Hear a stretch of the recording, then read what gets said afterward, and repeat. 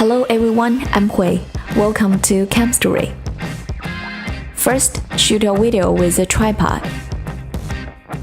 Focus on the sky in the background while shooting.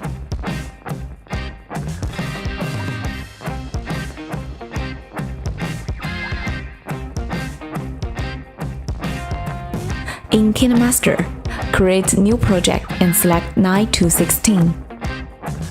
Tap Media to load your video. Slide the timeline to the moment the ring will appear. Tap Trim and Split, and then select Split at Playhead. Tap Layer, then Media, and load the storm effect. Tap Split Screen and select Full Screen. Tap Blending from the Options panel. Choose Overlay. For the final step, click on your first video. Choose Color and get a look at suits your footage. That's it.